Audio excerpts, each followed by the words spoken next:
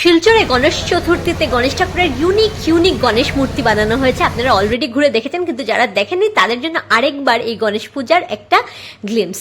এটা সবচেয়ে প্রথমে আপনি যে মূর্তি দেখতে পাচ্ছেন গণেশ ঠাকুরের, এটা হচ্ছে আমাদের রাঙ্গেরখাড়ি বাজারে যে গণেশ পুজোটা হয় সেটা, সেখান থেকে শুরু করলাম এবার প্রথম দিনের গণেশ পূজা ঘোরা। তো গণেশ পূজা, ওভারঅল ডেকোরেশন এবং গান বাজনা সব মিলে জমে ক্ষীর, একদম পুজো পুজো ভাইবস আসা শুরু হয়ে গেছে। গণেশ পূজা তো না, একদম দুর্গা পূজা মনে হচ্ছিল।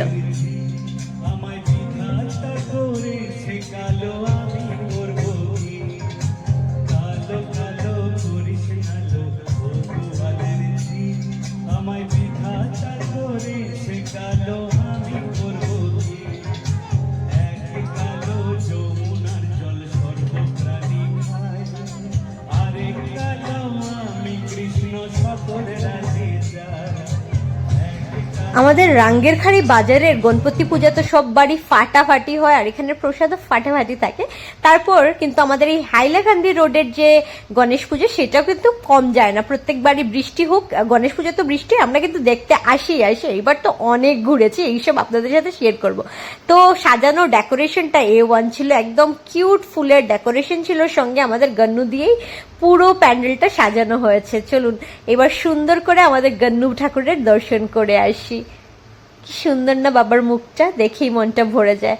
মনে হচ্ছিল এবারের গণেশ পুজো দেখে যেন দুর্গাপূজা চলেই এসছে, একদম সুন্দর পূজা পাইছে। আর সঙ্গে বৃষ্টি হচ্ছিল, কিন্তু ভক্তদের কি থামানো যায়? তো আমি, মা আর খুশি এরপরে আমরা চলে এসেছি অ্যানন্দ দত্ত রোডের গণেশ পূজা দেখতে। দেখুন মূর্তিটা, উফ, এটা আরেকটা সুপার হিট পুজো।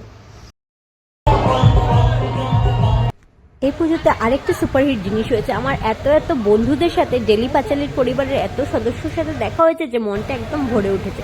আর অ্যানন্দ দত্ত রোডের পুজো এই জন্য স্পেশাল ছিল, কারণ এখানে কিন্তু আমার পরিবারের একজন নিমন্ত্রণ করেছিল, কারণ ও গান করবে, তো ওর গানটা শুনতে আমি স্পেশালি এসেছি। তো পুজো তো দেখেছি, বাপ্পার মুখটা দেখে তোমাদের কেমন লেগেছে আমাকে কমেন্ট করে জানাতে ভুলবে না। এটা সুন্দর, আমার বন্ধুটা স্ক্রিনে দেখছে, ও কিন্তু গান করেছে। তো পুজোতে যে অর্কেস্ট্রা প্রোগ্রামটা হয়, চলো ওর সুন্দর গানটা এবার আমরা শুনে আসি।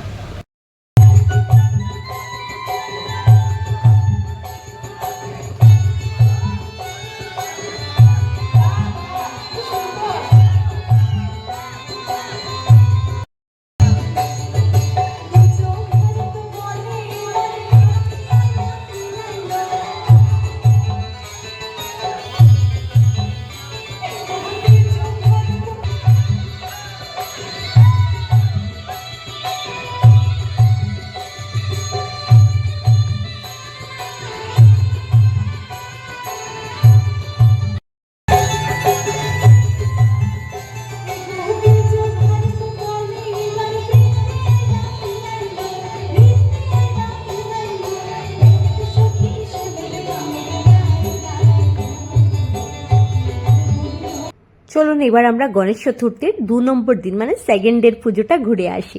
এটা কিন্তু আমাদের হসপিটাল রোডের পুজো। আমি, মা, খুশি আমরা রেডি হয়ে, আর সেদিন আমি খুব স্পেশালভাবে সেজেছিলাম গণেশ চতুর্থীর জন্য। আমি একটা মারাঠি লুক নিয়েছিলাম, কারণ মহারাষ্ট্রতেই তো এই গণেশ চতুর্থীটা সবচেয়ে সুন্দর করে বানানো হয়, তাই চেয়েছিলাম একটা মহারাষ্ট্রিয়ান লুক দিতে। এই লুকটা আপনাদের কেমন লেগেছে একটু কমেন্ট করে জানাতে ভুলবেন না।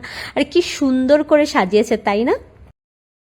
হসপিটাল রোডে এই সুন্দর গণ্য ঠাকুরের দর্শন করার পরে আমরা আরেকটা ফাটাফাটি পুজো দেখতে বেরিয়ে গেছি, যেটা অম্বিকাপট্টিতে। এই পুজো সবসময় নাম্বার 1, চাহে এটা দুর্গা পূজা হোক বা গণেশ পূজা হোক। আর এত সুন্দর ওয়েদার, এত সুন্দর আমাদের শহরের মানে কি বলবো, হাওয়াটা হয়ে আছে না, একদম পুজো পুজো ভাইবস, কি যে ভালো লাগছে। তার উপরে তোমাদের সাথে ঘুরে প্যান্ডেল দেখাতে, গণ্য ঠাকুরকে দেখাতে তো আলাদাই মজা। আর এখানে একটা প্রতিবাদী শুট ছিল, আমরা এই অম্বিকাপট্টি যেটাতে এসেছি, এবং হসপিটাল রোডে আমাদের তিলোত্তমাকে নিয়ে পুজোর সাথে সাথে প্রতিবাদ চলেছে। মনে করিয়ে দেওয়া হয়েছে যতই পুজোর মরশুম হাওয়া চলুক, আমরা কিন্তু আমাদের প্রতিবাদ, আমাদের লড়াই ভুলে গেছি। সুন্দর দেখো এই অম্বিকাপট্টির এখানে সাজানো হয়েছে, এবং এতটা ঢাকা ছিল, ঢাকের আওয়াজ ছাড়া কি পুজো পুজো ভাইবস আসে। তো প্রচন্ড ভালো লেগেছে। ভিড় তো দেখতে পাচ্ছ, বৃষ্টি হোক আর যাই হোক, বাঙালির উৎসব মানে কেউ আটকাতে পারে না। বৃষ্টি উষ্টিতে কোনো লাভ নেই। দেখো ভিড় দেখো। আচ্ছা, তোমাদের ডেকোরেশনটা কেমন লেগেছে আমাকে জানবে। তোমরা কোন শহর থেকে দেখছো বন্ধুরা? তোমাদের শহরের গণ্য ঠাকুরদের কিন্তু কমেন্ট বক্সে ছেড়ে যেতে ভুলো না। আমিও তোমাদের শহরের পুজো দেখি, আর তোমরাও এই বাড়িতে বসে আমার শহরের পুজোগুলো দেখো। কি সুন্দর হয়েছে না প্রতিমা, একটার থেকে একটা ইউনিক। সোনাই রোডের পুজো তো দেখতেই পারিনি, বৃষ্টি হচ্ছিল, আর দুদিন পর পর ঘুরে আমার ভীষণ টায়ার্ড লাগছিল, আর গরম, বৃষ্টি দিলেও গরম লাগছিল, আর এত শাড়ি ঠাড়ি পরে না আমি আর পারছিলাম না। কিন্তু প্রচণ্ড সুন্দর, মানে আমার না বের হতে ইচ্ছে করে না। আমি যখন কোনো ঠাকুর এখানে দেখি আমার মনে হয় ফোন টোন রেখে আমি অল্প সময় ঠাকুরের দিকে তাকাই, মানে ওই যেটা আমার আশেপাশে আছে সেটা আমি আমার চোখে দেখি, ফিল করি। তো তাই আমি খুব একটা ভিডিও করিনি, ছোট ছোট ছোট ছোট ক্লিপস নিয়েছি, আমি বেশিটাই এনজয় করেছি। এবং পাড়ার পুজোতে বসতে আমার খুব ভালো লাগে, বসে বসে ঠাকুর দেখি, সেটা আমি খুব এনজয় করি। তো দেখো সুন্দর অম্বিকাপট্টির পুজোটা ওভারঅল তোমাদের দেখালাম, পুরো ঢাক বাজনা, উফ খুব মজা। আর তারপরেই আমি চলে আসলাম সেকেন্ড ডের একটা লাস্ট পুজোতে, যেটা তোমরা দেখেই বুঝতে পারছো, গোলদিঘি মল। সেটা সবসময়, এখানে মন্দির আছে সবসময় হয়, কিন্তু এখানের পুজোটা না আসলে আমার মনে হয় ইনকমপ্লিট। তাই এখানেই শেষ করলাম। সোনাই রোডের পুজোটাতে তো যাইনি, মা কালকে থেকেই বলছিল প্রসাদ খাবে প্রসাদ খাবে, সেকেন্ড দিন এত প্রসাদ, বাড়িতেও পর্যন্ত প্রসাদ এসেছে। তো গোলদিঘি মলের পুজোর পরেও অনেক প্রসাদ, ওইখানেও প্রসাদ দেওয়া হচ্ছিল। তো সব কিছু মিলিয়ে তো গণেশ পুজোটা সুপার হিট কাটলো। তোমাদের গণেশ পুজো কেমন কেটেছে অল্প আমাকে জানাতে ভুলো না। আর এটাই বলবো যে তোমাদের তো আমি যথারীতি চেষ্টা করেছি আমার শহরের সুপারহিট অনেক পুজো দেখাতে। আরও অনেক সুন্দর সুন্দর পুজো হয়েছে, যেমন তারাপুর, সোনাই রোড, ম্যাজিক্যালের দিকে, যেটা আমি যেতেই পারিনি এই সময়ের জন্য। কিন্তু তোমরা যদি দেখে থাকো আমাকে কিন্তু কমেন্ট বক্সে ফটোগুলো দিও, আমিও ছবিগুলো দেখতে চাই। আমি যেমন তোমাদের বিনোদন দিচ্ছি, তোমরাও আমাকে দেখো। আর প্রসাদটা দেখো কি সুন্দর হয়েছে না, একদম দেশি ঘিতে বানানো সুজি।